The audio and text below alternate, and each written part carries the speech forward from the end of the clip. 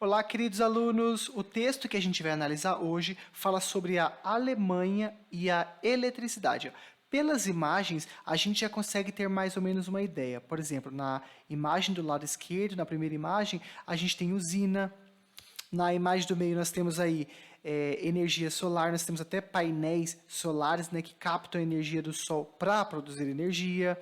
Na terceira imagem, nós temos aí um sistema que capta o vento para produzir energia também. Então a gente já sabe o quê? Que ao longo do texto nós teremos vocabulários como energia solar, energia eólica, nós teremos vocabulário como por exemplo, usina, tá certo? Usina nuclear, usina a carvão, enfim, esses vocabulários vão aparecer durante o texto e é importante que a gente conheça para a prova. Vamos agora para o primeiro parágrafo. O primeiro parágrafo diz o seguinte, ó. Até 2035, a Alemanha planeja completar todas as suas necessidades de eletricidade com suprimentos oriundos de recursos renováveis. A maior economia da Europa tem sido pressionada por outras nações ocidentais a dependerem menos do gás russo. Contudo, seus planos deixaram o país com poucas opções. Então, basicamente, nesse primeiro parágrafo, diz que a Alemanha quer suprir as suas faltas de energia, as suas faltas de eletricidade, as suas necessidades de eletricidade com recursos renováveis.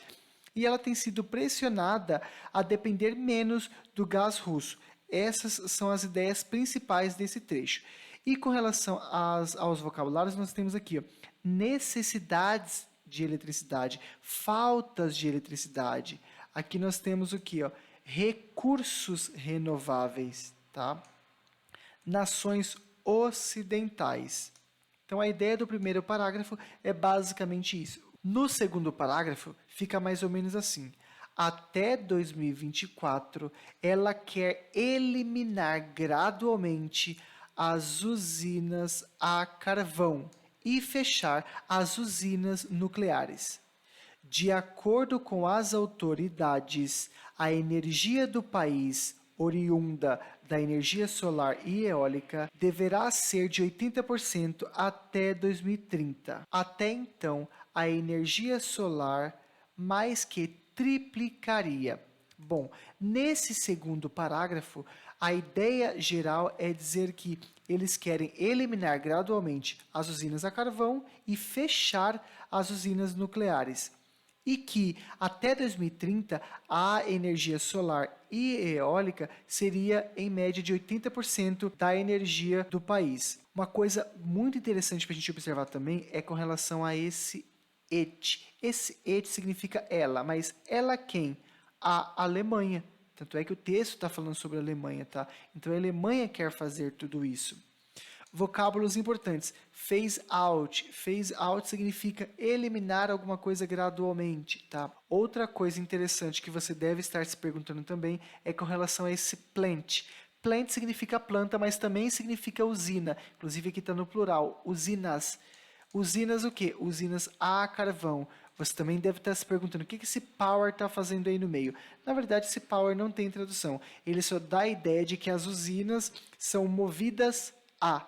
Movidas a. No caso, essas usinas aqui de baixo elas são movidas ao quê? De forma nuclear. Tá certo? Nesse terceiro parágrafo, antes de traduzir para vocês, eu quero falar sobre a energia eólica onshore e a energia eólica offshore. Uma energia eólica onshore é aquela energia que ela é obtida pelos ventos que circundam a Terra. Tanto é que shore significa crosta da Terra, né? Borda da Terra. E on significa sobre, ou seja, sobre a crosta da Terra, sobre a borda da Terra. Então o vento é aquele que fica circulando sobre a Terra, tá?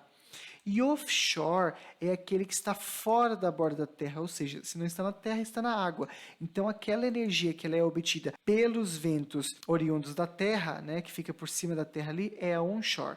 E aqui é obtida pelos ventos do mar, é a offshore, tá bom? Vamos traduzir agora. A energia eólica onshore deve duplicar até 110 gigawatts. E a energia eólica offshore, ou seja, aquela que é obtida pelos ventos que circundam em cima das águas do mar, devem alcançar 30 gigawatts. Toda a energia seria o mesmo que a potência de 10 usinas nucleares. O que esse terceiro parágrafo está querendo dizer? Que basicamente, tanto a energia onshore quanto a energia offshore, elas vão equivaler a 10 usinas nucleares. E vale lembrar também que a energia eólica onshore, ela vai produzir mais gigawatts do que a energia eólica offshore, tá certo?